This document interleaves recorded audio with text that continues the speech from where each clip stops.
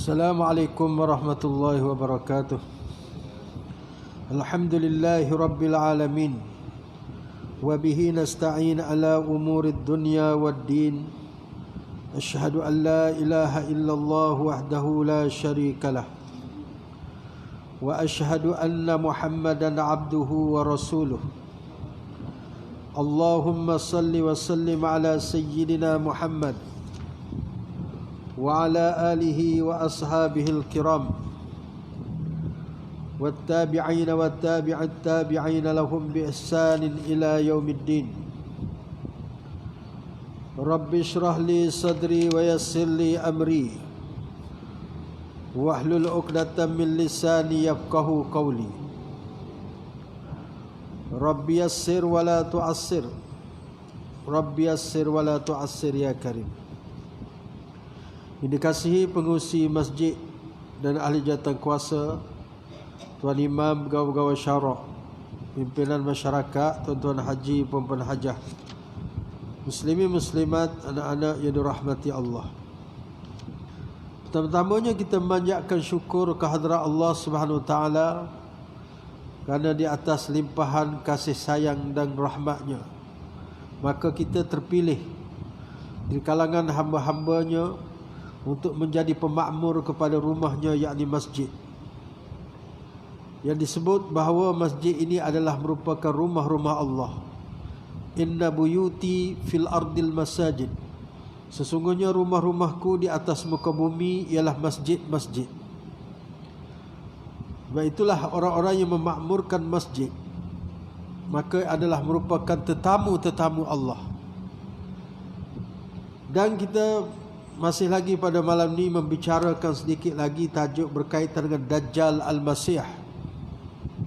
Kita buntun dalam Islam, Nabi kita meninggalkan sunnah di samping Al-Quran untuk menjelaskan apa-apa yang akan berlaku yang tidak dijelaskan dalam mana-mana agama lain. Islam, dia tidak meninggalkan kita terkotang-kanting untuk menentukan sendiri hala tuju hidup ini. Semuanya telah dijelaskan oleh Allah, dan skrip kepada perjalanan dunia ini sudah diatur. Sebab itu para ulama hadis disebut sebagai hurrasul ard, penjaga bumi. Kerana barang siapa yang cuba menyelewengkan fakta dalam agama, maka orang yang bertanggungjawab membetulkan kembali fakta tersebut ialah para ulama hadis. Sebab tu mereka digelar oleh ulama ashabul hadis hurrasu fil ard wal malaikah hurrasu fis sama. Golongan yang mahir hadis, yakni ulama-ulama hadis, adalah penjaga wahyu di atas muka bumi ini, dan malaikat penjaga wahyu di langit. Sebab itulah bila ada apa-apa kekeliruan, biasanya yang akan turun padang untuk menyelesaikan ialah para ulama hadis. Termasuk isu yang berkaitan dengan Dajjal ini, para ulama hadislah yang telah memberikan pencerahan ketika kebuntuan didapati, ketika masyarakat awam tidak memahami nas-nas dalam hadis, maka ulama turun padang untuk memberikan penyelesaian terhadap perkara-perkara yang mengelirukan, termasuk dalam isu Dajjal ini. Dan kita semua maklum disebut dalam hadis bahawa sebelum Dajjal yang terakhir muncul, akan ada 30 Dajjal. 30 Dajjal barulah yang terakhir itu akan muncul. Dajjal yang terakhir yang akan memerintah bumi. Kerana pada waktu itu di sebahagian besar masyarakat telah menjadi rosak. Dajjal tidak akan muncul ketika Islam kuat dan berdaulat. Walaupun pada masa itu Imam Mahdi telah menjadi pemerintah di muka bumi, tetapi kuasanya hanya tertumpu di sebelah Syria dan juga di kawasan belah sana, yakni tidak meliputi seluruh dunia dari sudut kekuasaan pada waktu itu. Maka Dajjal telah muncul di sebelah sini, di sebelah timur, ketika manusia rosak. Sebab ada seorang ulama ketika orang membicarakan tentang Dajjal akan muncul, maka dia panggil, dia kata kalau Dajjal muncul sekarang, tengah ilmu tengah berleluasa, ramai ulama-ulama, maka kanak-kanak akan balin Dajjal dengan batu dan dia tak dapat untuk meluaskan fahaman dia. Tapi disebut dalam hadis, bila Dajjal muncul itu, ketahuilah Dajjal benar-benar sudah keluar. Rasyid berkata, Sa'ab bin Jasamah menemui mereka. Lalu andai kata bukan kerana apa yang kalian katakan tadi, aku benar-benar akan memberitahu bahawa aku pernah mendengar Rasulullah SAW bersabda, la yakhrujud Dajjal hatta yazhalan nasu an dhikrih wa hatta tatrukal a'immatu dhikrahu alal manabir. Dajjal tidak akan muncul sampai orang melupakannya. Kalau ada lagi orang peringatkan tentang Dajjal, cerita tentang Dajjal, dia tak akan keluar. Dan sampai para imam tidak akan mengingatkan lagi di atas mimbar-mimbar. Hari ini dekat-dekat khutbah tak ada dah sebut tentang Dajjal. Tu. Maknanya kita sudah mula di akhir zaman. Kalau dalam kuliah maghrib, orang tak berapa ramai sangat berbanding dengan khutbah Jumaat. Patut sekali-sekala dalam khutbah Jumaat disebutkan tentang Dajjal, fitnahnya dalam khutbah. Setahun khutbah, tiap-tiap minggu hari Jumaat, pilihlah sekali setahun pun tak apa dah. Jangan langsung rasa bertahun-tahun dah kita dengar khutbah, tak ada lagi kita dengar tajuk khutbah berkaitan dengan Dajjal.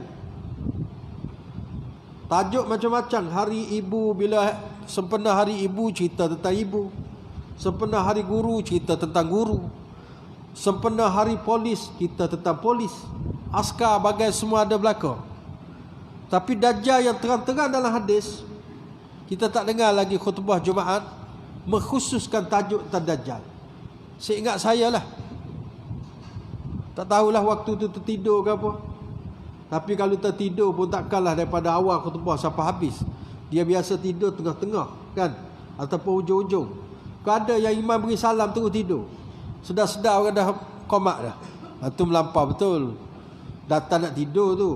Jadi maknanya yang Nabi sebut tu hampir berlaku dah sekarang. Dajjal tidak lagi disebut di khutbah-khutbah. Orang tak cerita dah. Tu. Dan disebut dalam hadis, aku berada di Kufah. Uzaifah bin Asid, orang kata Dajjal sudah muncul. Ayat ni Uzaifah bin Asid kata, dia kata sesungguhnya Dajjal itu, andai kata dia muncul pada zaman sekarang, nescaya kanak-kanak akan kecil akan melemparkannya dengan batu, akan balik dengan batu. Akan tetapi Dajjal akan keluar di tengah-tengah suasana kebencian di antara manusia. Agama menjadi sepi dan rosaknya hubungan antara manusia. Berlaku kebencian.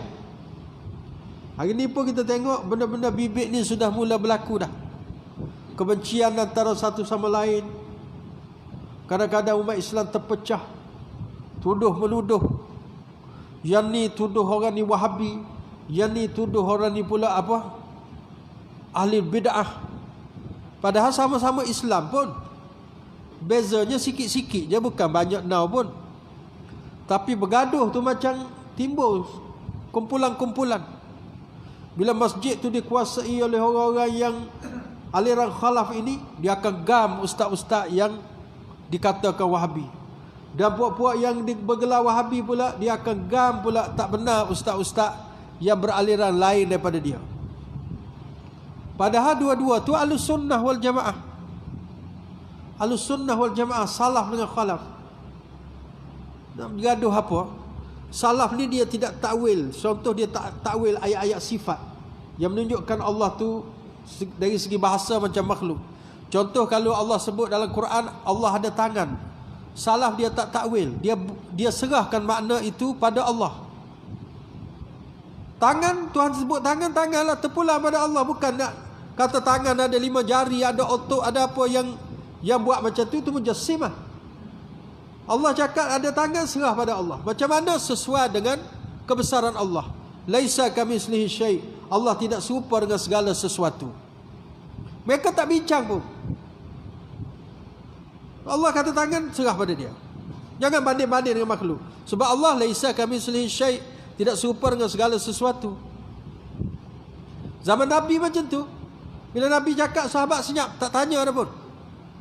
Zaman imam-imam mazhab, kedian-kedian ni mula orang tanya. Tangan Allah macam mana? Ulama terpaksa takwil. Tangan tu bukan tangan, kata ulama. Tangan tu maksudnya kekuasaan Allah. Takut yang ni sesat ni, yang duk tanya-tanya ni sesat.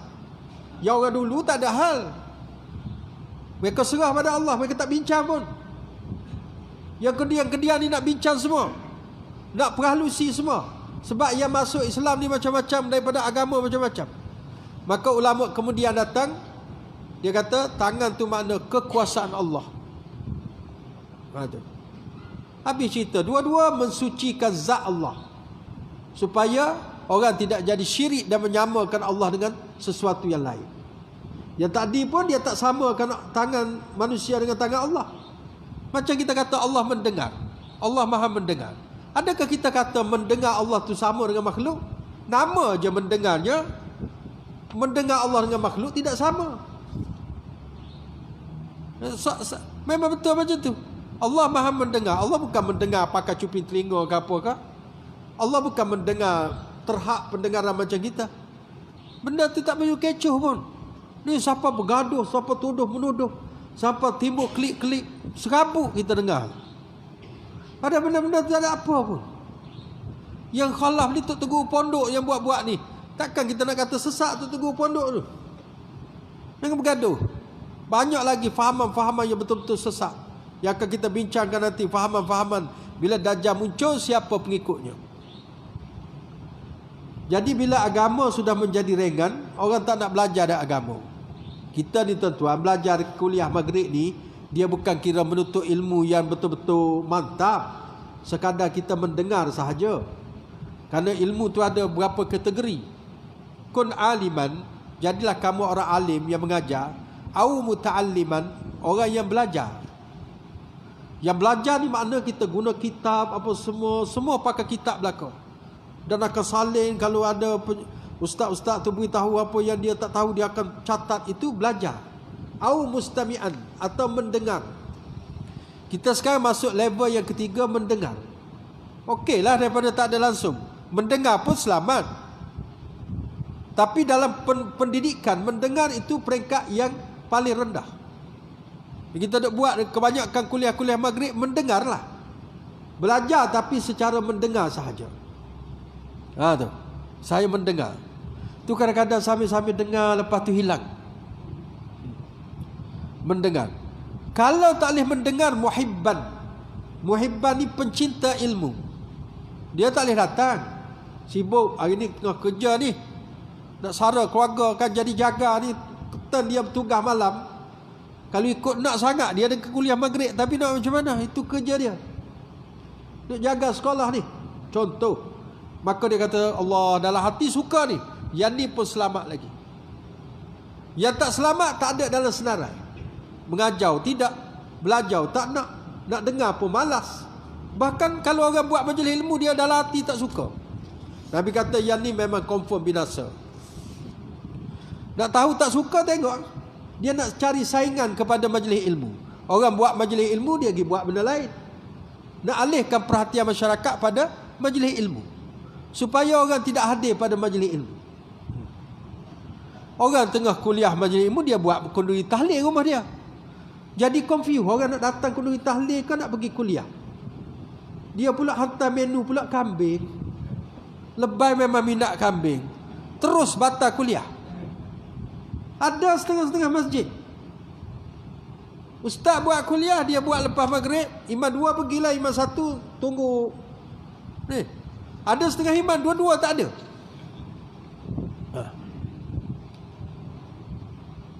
Ini maknanya tak suka. Tapi untuk menunjuk tak nampak sangat, buatlah alih ke lain. Sampai imam masjid tempat saya ngajar kata, kita tak benar ke dah.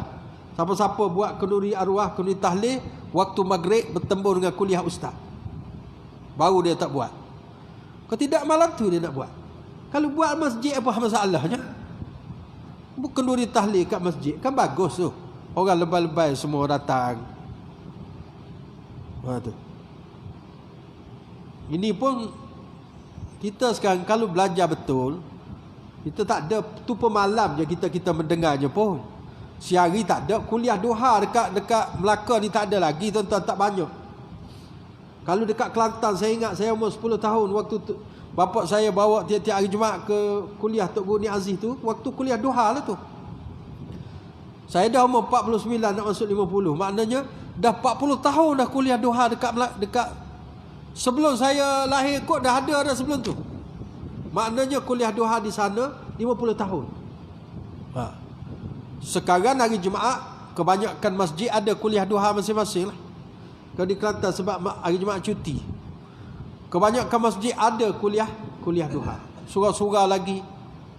Tempat kita jarang. Kalau ada pun tak, orang tak datang. Apa kuliah siang, malam kuliah, siang kuliah, subuh kuliah lagi. Siang marah pula ke pengurusi masjid. Rajin now kau ni buat kuliah. Aduh, ustaz pun rajin now mengajar.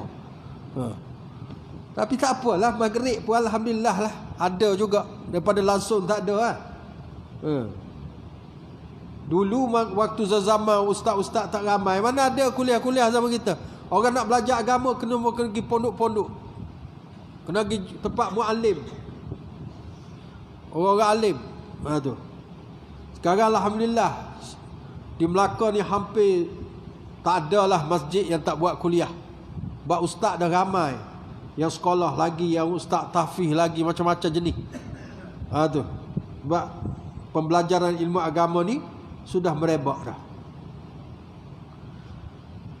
Jadi Dajjal ni akan muncul bila orang sudah mula tinggalkan agama, orang tidak jumpa agama sudah nipis dan berlaku rosak hubungan antara manusia. Kita sedang menuju ke arah tu.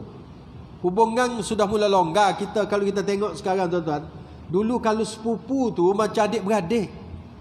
Sepupu dulu. Sekarang sepupu tak kenal lah. Tambah-tambah zaman teknologi sekarang. Pergi rumah pak dara, bukan dia nak apa, salah tu dia pun tengok gadget dia, tak layan dah. Pupu dia ke siapa tak kenal. Kalau kenal apa setakat kenal nama je. Dulu kalau tengok sepupu macam adik-beradik, kalau panggil pak dara tu kadang-kadang bukan pak saudara betul. Tak pak cik mana. Saya pernah orang cakap pak dara dia, tengok-tengok bukan pak saudara betul pun. Kalau di Kelantan kalau sebut pak saudara tu adik-beradik ayah kita atau adik-beradik mak kita, maknanya hubungan rapat. Sekarang makin jauh. Raya pun orang tak pergi lagi dah. Dengan kita-kita sendiri masing-masing, dengan keluarga masing-masing. Kan? Sebab hubungan sudah mula longgar dah. Masing-masing sibuk. Balik sekali-sekala pun tidak ziarah dah. Ini akhir zaman. Petanda Dajjal akan muncul tu. Kemudian Dajjal ni dia muncul kat mana? Dajjal ni akan muncul di kalangan Yahudi Asbahan. Asbahan tu di Iran lah. Akan diikuti oleh 70,000 orang Yahudi. 70,000. At-Taijan yang memakai mahkota. Dalam setengah huraiat maka mahkota, dan setengah huraiat kata dia memakai kain yang ada orang Yahudi dia macam kain dia sangkut dekat kepala tu. 70,000 dekat Iran tu, dekat Isfahan Iran. Dan logik lah, kerana sekarang pun rumah ibadat Yahudi di Iran tidak dirobohkan, masih kekal. Bahkan banyak daripada masjid Ahlus Sunnah. Ketika Ayatullah Khomeini naik jadi ketua di Iran dulu, yang menyokong dia Ahlus Sunnah. Sebab dia berjanji kalau dia naik memerintah menggantikan Shah Iran tu, yang diktator kata tu, maka dia akan buat pembaharuan. Tak ada dah lagi antara Sunnah dengan Syiah, serupa je, dia akan layan sama je. Jangan bimbang. Lalu ulama-ulama Ahlus Sunnah pun sokonglah. Sebab di Iran lebih 40% orang Sunnah, ramai. Maka pakat sokong Ayatullah Khomeini. Tambah pula tengok dia ulama dengan serban, dengan apa penampilan dia duduk luar negara masa tu. Maka bila dia balik, antara dia buat, dia kata kita robohkan semua masjid-masjid Ahlussunnah. Dia kata kenapa nak roboh? Yalah kita dah tak ada sunnah, tak ada syiah, sama aja. Kita buat masjid baru, kita mulakan hidup baru. Jadi Ahlussunnah pun percaya, banyaklah masjid-masjid kena roboh. Lalu bila dia buat masjid baru, mereka lantik imam-imam mereka dan semua ahli jawatankuasa masjid, semua orang Syiah belaka. Ahlussunnah tak boleh ambil peranan langsung. Bila mereka kuasai masjid, orang Iran tuan-tuan, dia sembahyang tak macam kita. Sekarang pun kalau kita pergi ke Iran, kalau lepas sembahyang asar, sembahyang zuhur, azan, dia terus buat jamak dengan asar. Jamak dia tidak tunggu musafir-musafir. Dia tak qasar 4 rakaat. Lepas tu asar kan tak ada azan. Ahli sunnah mana boleh buat jamak tidak musafir macam tu? Bila nak pergi sembahyang asar, sembahyang tutup, mereka tak benarkan azan. Maghrib pun sama. Tak ada kuliah-kuliah maghrib ni tuan-tuan. Tak percaya pergi Iran. Dia azan je waktu maghrib, kemudian kan dia terus sembahyang jamak isyak terus. Dia pun tutup masjid. Orang sunnah nak sembahyang dah tak boleh dah. Sebab dia pegang kunci, dia pegang semua pentadbiran. Tu. Sekarang ni, lepas tu sembahyang Jumaat, dia tak wajib. Selagi tak keluar Imam Mahdi, sembahyang Jumaat tak wajib. Maka tak boleh sembahyang Jumaat pula orang-orang sunnah. Dah kacau situ. Ayatullah bila dia takut negara-negara Islam kritik dia, dia pelantik dia sebagai naibul imam, timbalan kepada imam. Sebelum imam yang ke-12 tu muncul, iaitu Imam Mahdi mereka tu, maka dialah pengganti imam dulu. Maka boleh buat sembahyang Jumaat. Maka buatlah sembahyang Jumaat di kawasan masjid-masjid besar je. Di kampung-kampung tetap tak ada. Sampai sekarang. Dan bila bulan Ramadan, tarawih bagi mereka adalah bid'ah. Tak ada sembahyang tarawih. Lepas sembahyang maghrib, dahlah buka puasa lambat Syiah. Dia buka puasa sehingga kan munculnya bintang-bintang. Bukannya terbenam matahari. Lepas tu bila mereka sembahyang maghrib, sembahyang isyak terus balik. Tarawih sepanjang bulan Ramadan tak ada. Ahli sunnah kita ni nak tarawih, dah tak boleh. Sampai sekarang. Mereka hanya keluar pada 27 malam 7 likur tu. Tu pun bukan kerana nak sembahyang tarawih. Mereka akan bawa Quran, cuba tengok dalam YouTube, letak atas kepala. Maka mereka buatlah upacara agama mereka tu macam sembahyang lah, tapi bukan tarawih. Sebab dia kata tarawih ni bid'ah. Sebab tarawih yang start ramai-ramai mula-mula ni ialah Sayyidina Umar. Zaman Nabi tak ada ramai. Betul lah Nabi tak ada ramai tu. Nabi sembahyang tarawih ramai-ramai 3 malam je. Lepas tu Nabi stop sampai meninggal dunia. Nabi stop ada sebab takut wahyu turun. Wahyu bukan kontrol Nabi daripada Allah. Nabi tak boleh nak kata turun tak turun wahyu. Takut turun wahyu wajib sembahyang tarawih, letih lah. Nabi bimbang takut umat dia tak buat. Yang 5 waktu pun banyak yang lingkup.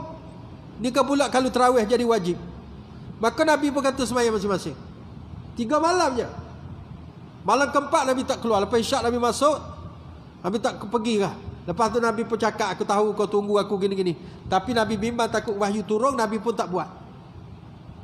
Sampai Nabi wafat. Minta sikit jemaah ni. Lepas Nabi kelas minta bacakan doa selamat ni.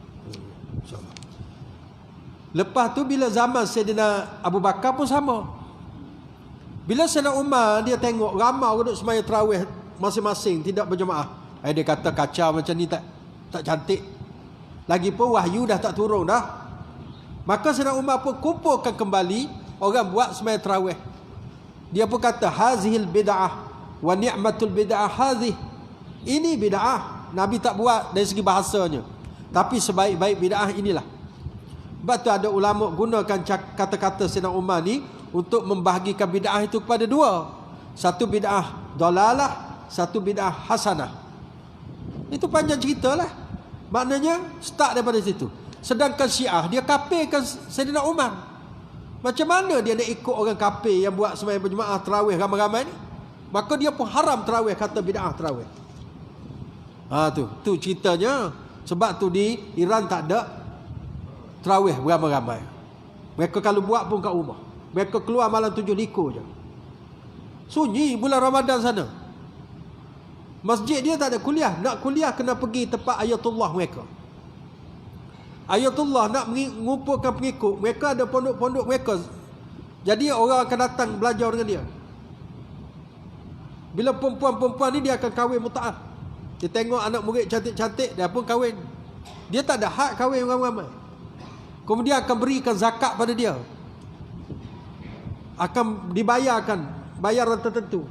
Maka ayatullah sana jadi kaya raya. Tu. Dia tak buka kepada semua orang. Kalau nak belajar agama mesti jumpa ayatullah dia masuk pondok. Kalau tidak, tak ada. Kacau buat-buat tu. Jadi daripada Iran ni, jadi logik lah kalau tempat Iran ni munculnya puak-puak ni. Puak-puak Syiah diikuti oleh 70,000. Kerana pusat-pusat agama Yahudi sampai sekarang Ayatullah Khomeini tak roboh pun. Dan Ayatullah Khomeini dia ada kata-kata yang Tuhan tunjuk bayar cash kepada dia. Dulu kita pun minat, saya pun waktu dulu tak tahu, siap gambar tanpa dalam bilik. Dia kata kalaulah berlakunya ar-raja'ah. Raja'ah ni maknanya sebelum kiamat dia percaya semua akan dibangkitkan di kubur dulu. Abu Bakar semua akan bangkit, maka Sayyidina Ali akan hukum semua ni, Abu Bakar segala bagai ni konon-konon rampah kuasa dia. Patut Sayyidina Ali jadi khalifah dulu. Tiba-tiba Umar potong line, potong queue, lah tinggal pada Sayyidina Ali last sekali. Tu pun kena bunuh. Jadi dia kata kalau Sayyidina Abu Bakar muncul, dia kata dalam raja'ah nanti, aku akan bogelkan Sayyidina Abu Bakar. Allah bayar cash pada dia. Pada hari kematian dia, ketika jenazahnya diusung, boleh tengok dalam YouTube ada gambar tu. Pengikut dia tarik dia punya kain, akhirnya dia terlondeh. Hampir-hampir telanjang sikit saja menutup kemaluan dia. Tidak pernah berlaku pun. Sebelum ni ramai pun ulama-ulama orang giring jenazah dia sampai ratus-ratus ribu. Tak ada pun. Tapi Allah bayar cash pada Ayatullah Khomeini. Kalau tuan-tuan dengar ulama-ulama Syiah baca Quran mengaru Ayatullah Khomeini, salah baca Quran tuan-tuan. Kalau tak percaya tuan-tuan tarik dalam YouTube, dengar bacaan Quran Ayatullah Khomeini. Ataupun ulama Syiah baca Fatihah salah. Saya dengar ada ulama Syiah, dia baca Fatihah, iyyaka na'budu wa iyyaka nasta'in. Mana boleh panjang budu tu? Budu yang panjang tu yang kat Kelantan tu. Dia iyyaka na'budu wa iyyaka nasta'in. Salah. Iyyaka na'budu wa iyyaka nasta'in. Salah, banyak salah. Dia bukan orang alim pun tuan-tuan. Bukan orang alim pun. Jadi puak-puak dia lah akan muncul nanti dekat Iran tu. Kemudian kita tengok siapa pengikut Dajjal tadi. Nabi dah sebut. Yang pertama puak-puak Yahudi yang memakai pakaian tebal yang bergaris-garis. Ada 70 yang panggil Tayalisah tu. Dia kalau sekarang dalam Google At-Tayalisah boleh tengok. Dia ada gambar tu. Orang-orang Yahudi dia akan pakai tutup kepala tu, kemudian ada corak-corak tu. Tu. Berjumlah 70,000 orang. Bukan pengikut Dajjal 70,000 je kata ulama. Ini yang mula-mula sekali ikut Dajjal waktu Dajjal muncul. Kemudian akan bergabunglah. Antaranya ialah golongan Khawarij. Akan tumbuh satu generasi yang membaca Quran, tapi Al-Quran tidak melewati kerongkong mereka. Setiap kali muncul satu generasi maka ia diputus.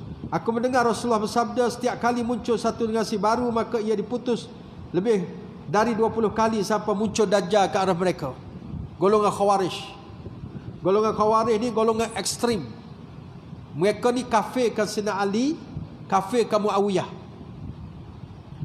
Bila berlaku perjanjian tahkim, bila berperang antara Muawiyah dengan Sayyidina Ali akibat daripada fitnah golongan munafik, maka bila berdamai dengan perjanjian tahkim, Asalnya mereka ni pengikut Sayyidina Ali, tapi mereka tak puas hati Sayyidina Ali dah berdamai dengan Muawiyah bin Abi Sufyan radhiyallahu anhuma ni. Mereka keluar beramai-ramai.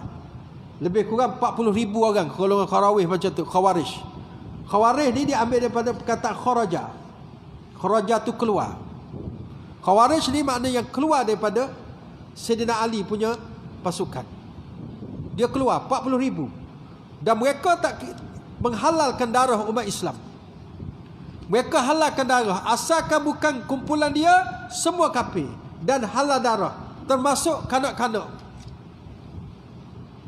Sehingga kalau Sayyidina Ali volunteer, Sayyidina Abbas Sayyidina Abdullah bin Abbas volunteer nak jumpa dengan puak-puak Khawarij ni.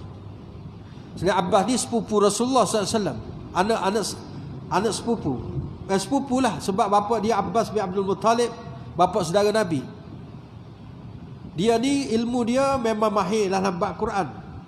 Walaupun dia berjumpa dengan Nabi tak lama, Nabi SAW wafat dia umur belasan tahun, tapi dia alim.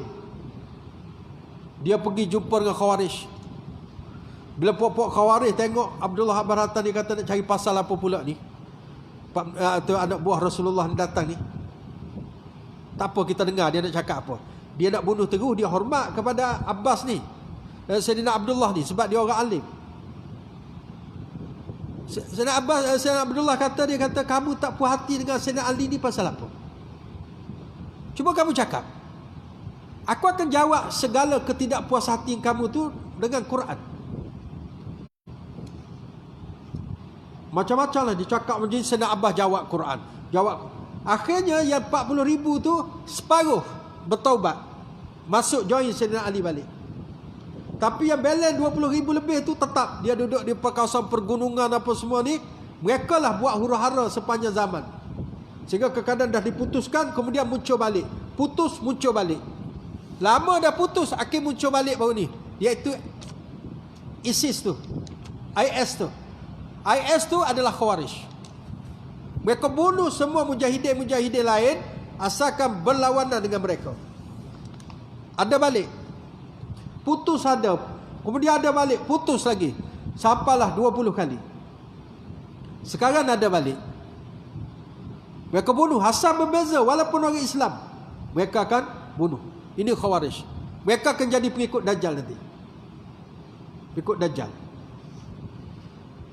Nabi sebut mereka ni anjing-anjing neraka dalam hadis yang lain. Kemudian pelaku bid'ah dan kesesatan. Setiap umat memiliki kaum penyembah api, Majusi. Dan kaum Majusi umat ini adalah orang mengatakan tidak ada takdir. Barang siapa mati di antara mereka, janganlah kalian menghadiri jenazah mereka. Dia kata qada dan qadar ni dia tak percaya.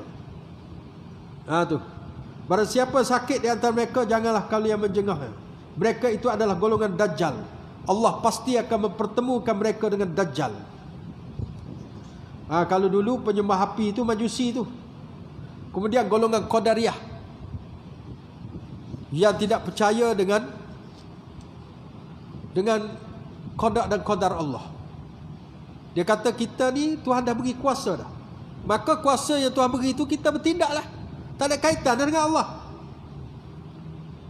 Tapi kita umat Islam, segala-gala yang kita buat, yang berlaku atas kita, semua takdir, qada dan qadar Allah. Tak ada yang tersalah punya. Tak usah cakap kalau lah, kalau dah berlaku memang tak ada kalau-kalau. Misalnya kita berlaku aksiden. Kita cakap Allah, kalau aku tak lalu jalan ni tadi, tak aksiden aku. Yang tu bahaya tu. Sebab seolah-olah kita kata kita boleh ubah qada dan qadar Allah. Dia yang nak tak aksiden ni sebelum berlaku. Kita ikhtiar sebelum berlaku. Kalau dah jadi, kita tak boleh buat apa dah. Tak payah cakap kalau-kalau. Kalau itulah syaitan akan masuk. Memang betul lah, kalau kau tak lalu jalan ni, tak kena kau ni. Yang boleh kita buat langkah berjaga-jaga kalau belum berlaku. Macam Sayyidina Umar, dia nak masuk ke Syam. Waktu tu Syam tengah berlaku wabak penyakit. Sayyidina Umar kata tak jadi masuk. Ada seorang sahabat tanya Umar, kamu nak lari daripada qada qadar Allah kah? Kamu tak yakin ke qada Allah? Kalau Tuhan nak beri sakit, sakit juga. Sedang Umar jawab, nafira min qadarillah ila qadarillah. Aku lari daripada qada dan qadar Allah kepada qada dan qadar Allah yang lain. Sebab belum berlaku. Macam kita buat penjarakan ni sebelum berlaku. Kalau dah buat macam-macam berlaku juga, tak payah cakap lagi dah. Serah je. Memang takdir, dia tak akan tersilap. Allah buat qada dan qadar Allah ni rukun iman. Kena berhati-hati sangat ni. Ramai orang tersilap dalam bab qada qadar. Sebab apa? Dia akan cakap, Allah, kalau aku tak buat ni pun. Kita pun kadang-kadang ada cakap macam tu tahu. Kalau aku tak pergi, tak jadi macam ni. Kalau aku tak cakap macam tak, itu semua dah berlaku takdir Allah. Allah dah tetap dah. Kita hanya boleh berikhtiar sebelum berlaku. Dengan doa, dengan apa. Kau dah berlaku, sudah. Terima je nak macam mana. Kalau setan pun masuk. Setan dia akan masuk bila kita cakap kalau. Kalaulah aku tidak pergi ke rumah dia, misalnya, tak akan jadi macam ni. Siapa yang buat kita pergi tu? Bukan qada dan qadar Allah. Sebab tu golongan ni akan jadi pengikut Dajjal nanti. Golongan yang tak percaya pada qada qadar Allah ni ada. Semua dia pandai, dia apa. Dan pelaku bid'ah. Dia ikut benda-benda bid'ah yang tak ada dalam hadis, tak ada dalam apa, bercanggah dengan Quran. Benda-benda khilaf tu kita boleh, tak ada masalah. Ni benda tak ada langsung dalam hadis Quran. Mengarut kadang-kadang. Macam saya beritahu, baru ni dia jual apa, buah tasbih. Kalau pakai buah tasbih dia, kalau yang dia jual tu, maka bila berzikir pakai tasbih tu, cepat sampai. Cepat futuh. Futuh makna terbuka. Hijab dengan Allah cepat sampai. Bid'ah lah ni. Sebab Nabi tak pernah ajar pun macam ni. Tak ada satu hadis pun Nabi cakap kalau bertasbih dengan buah tasbih pokok sekian-sekian, kayu sekian-sekian akan dapat sampai. Kalau benda tu ada, lama dah tok-tok guru, ulama-ulama akan cakap. Kita pun pakat jual pun, saya pun nak beli. Kat Mekah tu berlambat-lambat ada kalau betul. Tapi benda tak ada. Tapi puak-puak yang jenis macam ni dia tak kira. Dia main langgau je. Buat satu amalan, doa-doa sendiri, kemudian suruh orang baca dalam semayang. Kalau doa kau daripada orang manusia yang bukan daripada Nabi, nak baca boleh. Tapi jangan kita buat satu macam undang-undang suruh baca dalam semayang seolah-olah ada satu syariat baru pula. Kita nak baca doa sendiri dalam semayang kita, bahasa Arab ke bahasa Melayu dalam hati, bacalah. Tapi tak boleh kita buat ceramah, tuan-tuan kena baca doa ni ya dalam semayang nanti berapa kali. Ni ada ustaz-ustaz ni, doa daripada tok guru dia, dia kata tuan-tuan baca dalam semayang. Kemudian ada siap beritahu pula baca sekian-sekian berapa kali. Ini tak boleh. Kita nak buat-buatlah.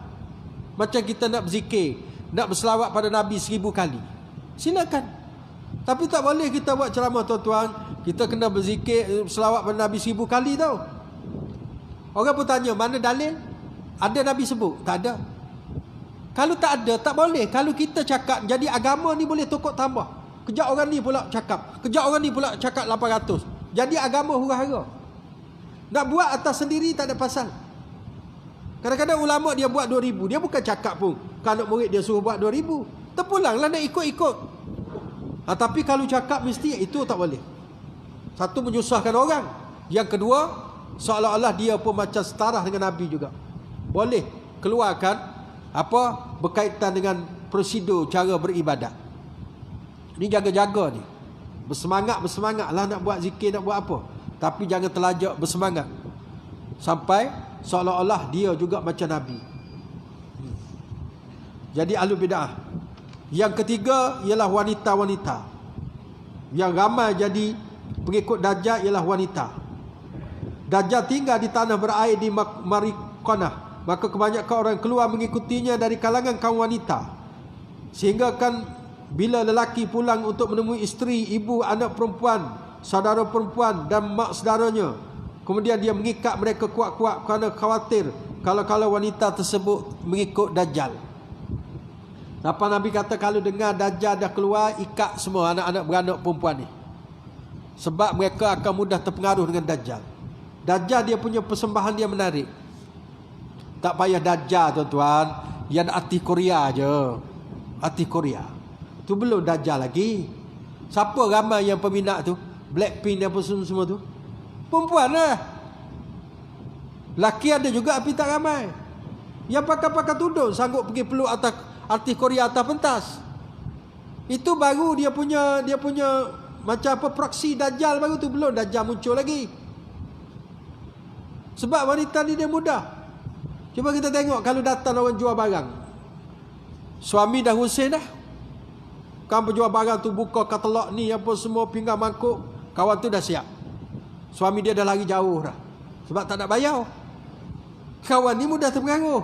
Pantang orang kempen sikit. Jalan. Dajjal dia mengempen lagi hebat. Jadi pada masa tu bukan semua wanita. Makna wanita yang lemah iman lah. Kalau kita tengok betul. Mudah terpengaruh. Akhirnya kena tipu. Dah kalau kita nak minta nasihat daripada ustaz-ustaz, yang pergi ikut rumah dia pukul 1 pagi, siapa suruh? Nak nasihat ke berdua-duaan? Tapi ikut. Percaya mudah terpengaruh.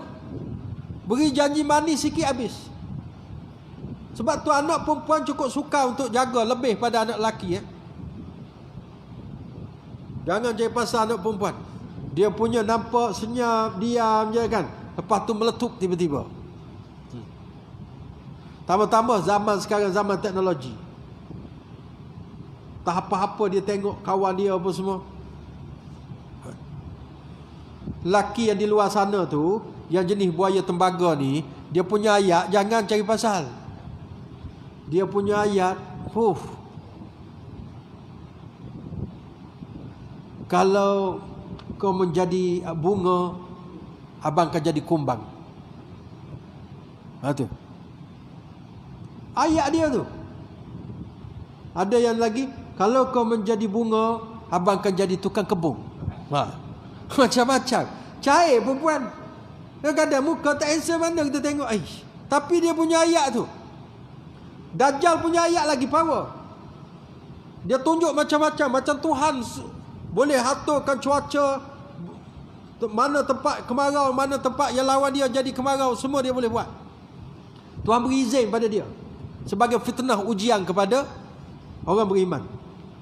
Sebab tu perempuan kecenderungan dia mudah hilang pertimbangan. Saya tak tahu hadis ke tidak. Orang kata nafsu perempuan ada 9, akal ada 1 tu. Saya tak jumpa lagi hadis. Orang perempuan cukup marah bila cakap macam ni. Dia kata, ustaz, akal satu apa? Cuba tengok dekat sekolah tu. Yang nombor 1 dalam kelas tu siapa? Perempuan ke lelaki? Cakap lah perempuan akal 1. Lelaki yang akal 1 dia kata. Ni bukan kira dalam sekolah. Akal ni maknanya pertimbangan untuk buat keputusan secara global. Mana lebih apa? Kita tengok orang perempuan, kalau tengok anak dia jatuh ke apa, kelang kabut menangis sama. Orang lelaki tidak buat tindakan pergi hantar hospital. Dia punya, sebab tu orang perempuan tak boleh jadi saksi dalam kes melibatkan hudud, kes perkahwinan apa semua. Mana boleh jadi saksi perempuan? Sebab saksi ni tuan-tuan tanggungjawab berat. Azan dulu. Azan kejap, lepas tu saya sambung sikit lagi.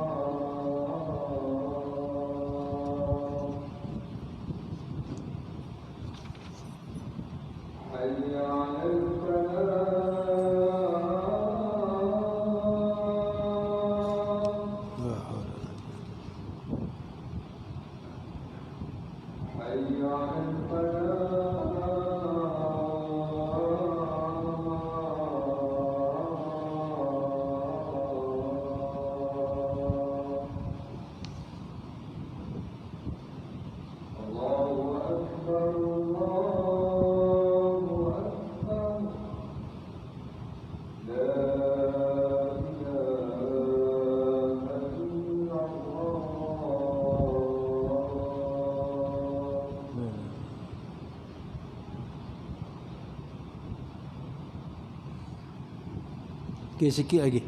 Sebab tu perempuan dia tak boleh jadi saksi dalam perkahwinan. Kerana saksi ni dia akan bertanggungjawab walaupun lepas kahwin, kalau ada berlaku krisis rumah tangga, antara yang akan rujuk ialah saksi tu. Jadi perempuan mungkin dia tak dapat menyelesaikan bila kes tu menjadi membabitkan pergaduhan dan sebagainya. Tu. Sebab tu kita tengok perempuan kadang-kadang bukan semualah dia ikut itu, dia tak guna akal kadang. Cuba tuan-tuan tengok kalau memandu kan, banyak kana. Tiba-tiba je sub kona. Kita kata mesti perempuan. Tengok betul lah perempuan. Banyak kali dah saya jumpa. Betul. Dia memang nekat punya. Berani matilah kata orang. Dia memang Tuhan buat sifat. Tapi jangan kita rendahkan dia. Dialah yang menyempurnakan kehidupan kita sebagai lelaki. Dia ada sisi kehebatan dia pula yang tak ada pada kita. Kalau bab bersabar, jaga anak, mengajar mengaji, dia yang paling itu. Kita tak ada. Kejap aja alih bata bas anak tak itu menangis kawan tu. Mak dia relax aja. Sebab tu kita tengok kalau tadika mana ada orang ambil cikgu lelaki. Kalau temenduga memang tak lulus cikgu lelaki. Saya dulu pernah mengajar sekolah air baru, budak je satu masuk menangis. Dia berkali dah besar sekarang. Mak dia kata, "Kenapa? Tak nak cikgu janggut. Tak nak cikgu janggut. Dah takkan aku nak cukur janggut kerana engkau. Tak ada harapan," kata. Aduh, dia tengok kita tu dah takut dah. Tapi cikgu yang perempuan ni suka. Maknanya ada kelebihan dia dari sudut tu pula. Sambil timbal balas. Sebab tu bila berkahwin sempurna kehidupan manusia kerana ada cover-mengcover dan tutup menutup kelemahan dan sebagainya dari dua pihak.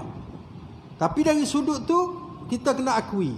Dari sudut bila Dajjal datang buat hasutan, memang dia akan mudah terpengaruh berbanding dengan lelaki. Dan yang seterusnya kita akan sambung nanti, syaitan-syaitan akan mula muncul. Disebut dalam hadis ada syaitan yang dikurung pada zaman Nabi Sulaiman di dalam laut, mereka tidak akan keluar. Masih ada sampai sekarang. Bila ini ada hadis dan hadis ni hadis sahih riwayat Muslim. Dan sesungguhnya di lautan ada syaitan yang dipenjarakan, yang mengikatnya adalah Sulaiman, yakni Nabi Sulaiman. Hampir saja mereka keluar, lantas mereka membacakan suatu bacaan kepada sekalian manusia. Bila mereka keluar, mereka akan berupa manusia, kata ulama, dan akan membacakan ayat-ayat untuk mengelirukan manusia, dan mereka menjadi penyokong tegar kepada Dajjal. Semua yang jahat-jahat akan sokong Dajjal. Dan yang terakhir ialah ahli sihir. Ahli sihir seluruh dunia bila dengar Dajjal muncul, di mana-mana pun mereka akan datang ke tempat Dajjal. Kerana Dajjal bapak segala ahli sihir. Dukung-dukung ni, ahli sihir semua jadi pengikut Dajjal. Hari ni belum ahli sihir muncul. Kadang-kadang tengok benda-benda pelik sikit. Orang-orang yang ni percaya pada dukun. Pun ni ada seorang perempuan telefon ni. Dia kata anak dia, ustaz, dah berubat dengan seorang, dia panggil ustaz lah, saya tak tahu ustaz ke tidak. Tapi dia kata berubat orang tu adalah perkembangan, tapi anak saya dah tak dengar cakap saya, dia asyik dengar cakap ustaz tu je. Kata ni lain macam ni. Lepas tu sekarang dia kata ustaz tu nak bawa anak saya, anak dia perempuan, nak bawa jumpa dengan tok guru kepada dia, tok guru ustaz tu. Dia akan ijazahkan zikir-zikir nanti dan kena bayar fidyah. Saya kata, kak, fidyah apa bendanya? Fidyah bulan Ramadan orang tak puasa baru fidyah. Yang benda-benda ni yang mengarut fidyah, tak ada fidyah ni. Dia nak tipu orang bila sebut fidyah tu macam agama lah sikit. Oh, fidyah. Dia kena bayarlah fidyah pada guru dia, dia akan ijazahkan. Dan syarat nak jumpa guru dia, keluarga yang pihak perempuan tak boleh ikut seorang habuk pun. Saya kata, kak, ini scammer ni. Confirm ni. Kalau anak akak pergi hancur ni. Tahan macam-macam, dia tak dengar, tak kira lah. Panggil lah sesiapa yang dia hormat. Bapak dia dah tak ada, jangan pergi. Yang ni lah, mula-mula dia berubat dulu sampai kawan tu percaya. Last kali dia percekuk. Ni kalau Dajjal keluar ni, semua confirm pengikut dia ni. Yang jenis-jenis, bomoh-bomoh apa semua ni, pengikut Dajjal. Sebab mereka percaya benda-benda pelik. Tak usah Dajjal, ayah pen je keluar kan. 3,000 pengikut. Ustaz cuba bilang berapa? Campur dengan tiang, campur dengan kipas, 100 tak boleh. Ayah pen 3,000. Sekolah dia jadi 2 je. Dia saya beritahu ada buku. Kalau tuan-tuan ada buku atau jumpa buku ni, bakar api je. Hakikat Insan. Ditulis oleh Ahmad Laksmana. Kononnya buku tu buku ajaran makrifah. Itu buku ajaran sesat. Ahmad Laksmana adalah guru kepada Ayah Pen, merakak mertua Ayah Pen. Ayah Pen menjadi sesat kerana Ahmad Laksmana. Dan Ahmad Laksmana bukan ustaz pun. Dia graduan sebuah universiti di tempatan, kemudian dia belajar di Indonesia. Dia jumpa kiai-kiai yang sesat, dia bertapa dalam bukit. Saya pernah baca buku Hakikat Insan. Dia cerita kenapa dia menulis Hakikat Insan. Dia bertapa dalam bukit, apa semua, konon-konon jumpa dengan wali bagai-bagai tu. Kalau kau bertapa dalam bukit, makan bertih berapa puluh hari, 40 hari, kau tak pergi sembahyang Jumaat. Sembahyang kat masjid confirm tak pergi, sebab dalam gua mana ada masjid. Amat Alba adalah. Kan? Memang confirm sesat. Tapi ada, saya tengok dalam Facebook ni, ustaz pondok pun percaya buku ni buku Hakikat Insan. Dan kalau tuan-tuan tengok sekarang dalam YouTube, orang dah gam dah dia, tapi dia berceramah ke rumah-rumah. Ustaz Wan Hizan dulu terkenal sekejap dulu, yang berceramah orang Kedah. Itu pun ajaran sesat. Saya dah dengar berapa kali YouTube dia mengajar kitab hikam tahu. Tinggi dia mengajar. Tapi huraian dia ke laut, mengarut huraian dia. Tidak seperti yang dikendaki oleh Sahibul Hikam Ibnu Athaillah Sekandari itu. Tapi anak murid dia bawa ke rumah-rumah sekarang kuliah dia. Sebab mufti wilayah, mufti apa dulu semua, mufti Kedah, semua dah istiharkan dia menyeleweng. Sekarang dia mengajar orang dalam bidang ilmu makrifat. Orang-orang macam ni lah, bila Dajjal keluar, memang pengikut dia ni. Sebab dia percaya benda-benda yang macam ni. Satu lagi dekat dalam Facebook ada seorang, dia nama panel dia Pencuri Baghdad, orang Kelantan ni. Dia kata Allah dengan Nabi Muhammad ni sama aja. Allah dengan Nabi Muhammad ni sama. Allah tu lah Nabi Muhammad, Nabi Muhammad tu Allah. Ini kafir ni yang cakap macam ni. Allah Allah lah, Muhammad Rasulullah. Dia kata sama je. Muhammad itu Allah yang dijelmakan kepada manusia. Sebab di akhirat nanti dalam syurga semua tertulis nama Muhammad. Setiap pokok ada Muhammad, setiap ni ada Muhammad. Hadis mana tu? Kita tak nafikan Nabi Muhammad SAW afdalul makhlukat, sebab afdal makhluk, tapi dia bukan Tuhan. Ini pun ada ajaran macam ni sekarang tengah berkembang ni. Puak-puak ni lah ahlul bid'ah, ajaran sesat. Kalau Dajjal muncul, mereka akan jadi pengikut Dajjal. Jadi insya-Allah kita ada sekali lagi kuliah berkaitan dengan Dajjal. Kita akan tengok bagaimana dia menyebarkan fahaman dia dan akhirnya dia dibunuh oleh Nabi Isa AS. Itu pun kita buat ringkas-ringkas, saya skip-skip, tak baca satu-satu hadis. hadis tentang Dajjal berpuluh-puluh. Saya ambil yang penting-penting saja, yang saya dah rumuskan dah, penting-penting dari sudut untuk faham. Kadang hadis dia ada yang berulang, ada yang banyak lengkap. Tuan-tuan boleh baca sendirilah. Tentang Dajjal boleh cari buku. Tapi kalau ni yang saya baca ni, buku tebal ni, tak ada kat sini, dia buku Indonesia. Kalau ada pun mahal ni, tebal ni. Kalau beli Indonesia murah. InsyaAllah sebelum kita tutup, kita buat doa selamat dulu untuk Syed Tahir Pakistan kita tu. Moga-moga dengan permintaan hajatnya, semoga Allah beri kesihatan yang baik dan perniagaan beliau diberkati oleh Allah Subhanahu Wa Taala, dan keluarganya juga sentiasa diredai dan murah rezeki. Kerana kita berdoa pada orang-orang beriman, bila mereka murah rezeki, kesihatan, mereka, perniagaan mereka ada zakat. Dan bila mereka bayar zakat, zakat tu akan kembali kepada asnaf-asnaf yang terdiri daripada orang Islam. Sebab tu kita tidak kedekut untuk mendoakan sesama kita dari kalangan orang beriman. Kerana bila orang beriman tu rezeki murah, tak kira sesiapa pun, dia akan kembali semula manfaatnya kepada orang-orang beriman juga. Ila hadratin Nabi Mustafa sallallahu alaihi wasallam wa ala alihi wa ashabihi al-kiram wa tabi'in wa tabi'it tabi'in lahum bi ihsanin ila yaumiddin. Lahumul Fatihah. A'udzu billahi minasy syaithanir rajim. Bismillahir rahmanir rahim. Alhamdulillahi rabbil alamin. Arrahmanir rahim. Maliki yaumiddin. Iyyaka na'budu wa iyyaka nasta'in. اهدنا الصراط المستقيم صراط الذين أنعمت عليهم غير المغضوب عليهم ولا الضالين آمين. الله لا إله إلا هو الحي القيوم لا تأخذه سنة ولا نوم له ما في السماوات وما في الأرض من ذا الذي يشفع عنده إلا بإذنه يعلم ما بين أيديهم وما خلفهم ولا يحيطون بشيء من علمه إلا بما شاء وسع كرسيه السماوات والأرض ولا يؤوده حفظهما وهو العلي العظيم. بسم الله الرحمن الرحيم. قل هو الله أحد الله الصمد لم يلد ولم يولد ولم يكن له كفوا أحد. بسم الله الرحمن الرحيم.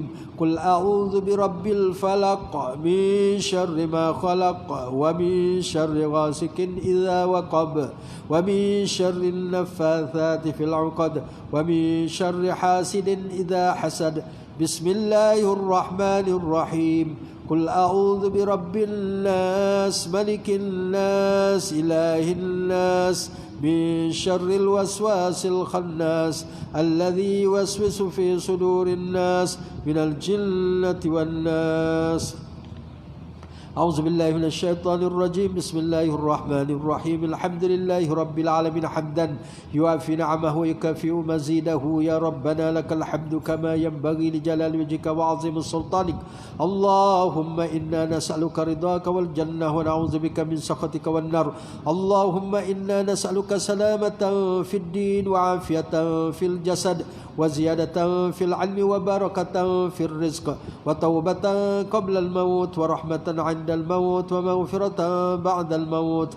اللهم هون علينا في سكرات الموت والنجاة من النار والعفو عند الحساب.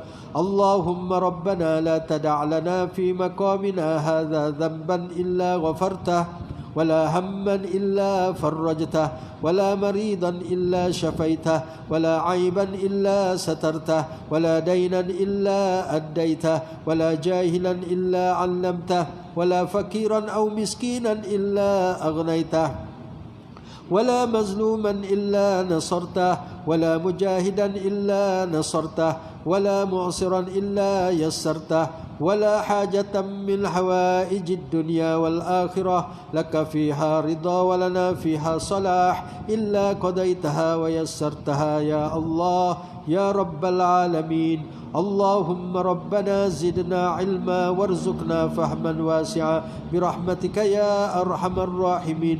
اللهم ارفع عنا البلاء والوباء والفحشاء والمنكر برحمتك يا أرحم الراحمين. اللهم إنا نعوذ بك من جهد البلاء ودرك الشقاء وسوء القضاء وشماتة الأعداء برحمتك يا أرحم الراحمين. اللهم ربنا آتنا في الدنيا حسنة وفي الآخرة حسنة وقنا عذاب النار. وصلى الله على سيدنا محمد وعلى آله وصحبه وبارك وسلم والحمد لله رب العالمين. تقبل الله منكم.